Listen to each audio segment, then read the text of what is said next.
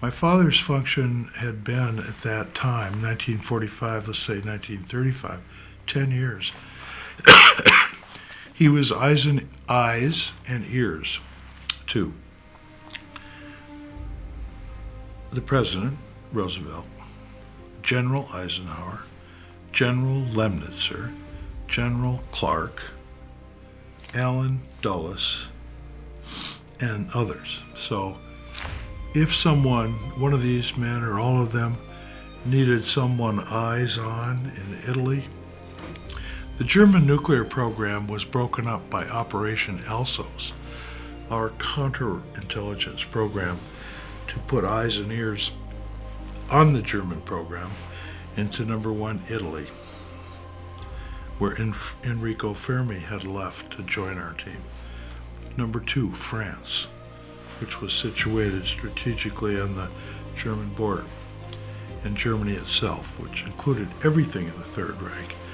So in that program, when my father on March 31st, in an OSS organizational diagram, was listed Washington, Caserta, Italy, Donald Richardson, commanding officer, Leghorn or Fortalino Maritime Unit, OSS. That program was actually Operation Alsos. It had a radio school in Casaglia, secret intelligence holding area. You can imagine what that is in Quercianello. And an air ops in Rosignano Maritimo. Air ops means my father could take a resource of an airplane, put a soldier or multiple soldiers who were actually spies. One of his men was a dentist from California named Jack Taylor, who in October 1944 was tasked with putting eyes and ears on the German V-2 program. Some of the V-2 rockets were manufactured near Vienna. I guess that would be down the river, down the Danube River, past Linz, St. George and Gusen, Bear Crystal Complex, Mauthausen concentration camp, Melk, and then Vienna. So as this man parachuted into the woods near Vienna to spy on the V-2 program, between October of 44 and May of 45, the rats were getting ready to leave a sinking ship. German intelligence officers who were very intelligent knew they weren't going to win the war. The general in charge of Reich's armament procurement must have seen that earlier than many of the others who surrendered to my father. Some of these men had to remain in place, which was very dangerous. So measures were constructed to parachute a man into Vienna, let him stay in the hands of the Gestapo for maybe 5 months, let them interrogate him but not harm him. Actually, we have an interview we've just gone through of agent, secret agent, spy, dentist, professional man, Jack Taylor. And when you see him, he's not been starved, he's been fed. You've seen concentration camp inmates in World War II historical films. They're like skeletons. This man looks like he's just come off of a professional baseball or football team. And miraculously, he was transferred to Mauthausen. As there was a shift between interest in the V-2 rocket, a German nuclear test had happened. So, of course, the shift in our interest in German production went from the V-1 and 2 to the A910, the America rocket, a very advanced version, which could deliver a nuclear weapon not only to London, but to America and to the German nuclear program, which by that time had moved from diverse locations throughout the Third Reich to the underground tunnels, factories, laboratories, and safety of 200 feet beneath what is now a farmer's field in St. George and Gusen, Bergkristall. There's actually a Gusen 1 and a Gusen 2. Gusen 2 was built first, 10 times as large as Gusen 1. Gusen 1 is what is called the known factory, underground factory. We cleaned it out, U.S. Army CIC, Counterintelligence Corps and the OSS, beat the Russians to it, cleaned it out as much as we could. Then the Russians came in, cleaned it out, what was left, took it by truck and train back to Russia, just like they retreated before the Luftwaffe. They retreated before the Wehrmacht. We'd seen that early in the war.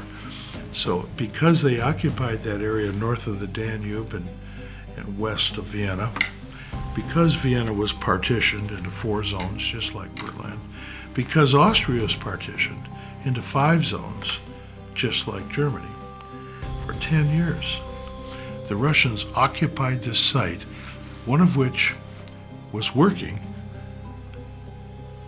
but was not known. It had been kept secret. And the other one, which was known for its Me-262 or experimental jet fighter bombers, it was operational and it was left open. The citizens could see it, newsreels could see it, intelligence, counterintelligence from all countries. And then when the Russians left, they sealed it. We have been there yesterday, the day before. We have filmed in areas there. And to see it is it's a massive, fortified, near invisible area that couldn't be bombed, couldn't be destroyed. So production could go on using slave and other labor, everything from a physicist to a guy with a hammer breaking rocks apart. And then up the hill is a facility 10 times as large that nobody knew about until the discovery of this octagon in recent history. And the question about how secret intelligence and counterintelligence works is one that I've worked on for 40 years. After I found my father standing at all the conferences, Casablanca, Cairo, Tehran, Cairo, Yalta, Potsdam. As a neurologist, I directed interviews or interrogations of my own father. I've researched this field intensively for 40 years. And being here on the sites, we're here in Prague today, the historical city of kings. But Prague was the epicenter of this, particularly as the Russians were pushed back. Prague was a site of collection of uranium and other nuclear materials. It was a site just a few hundred miles to the west. Pilsen, Czechoslovakia, was the Skoda works. There was an equally impressive underground factory and laboratory and production complex at what is now a brewery, at what used to be a brewery. But during World War II, it was an underground factory. And then just 3 hours south of here is Linz. Just 15 minutes to the east in Russian territory for 10 years is St. Georgian Gusen Bergkristall. This was the heart, the epicenter of a ring of the closing steel at the end of the war. Prague is the last known site of Dr. Ing. Prague is where brave men parachuted in to liquidate Reinhard Heydrich, perhaps the greatest beast of World War II. Those British and Polish and Czech patriots paid a horrible price. And the general of the devil was last seen after his 6th death here in Prague. Then his actual site of work was St. Georgian Gusen Bergkristall. Then he said goodbye in August 1945 in Holland.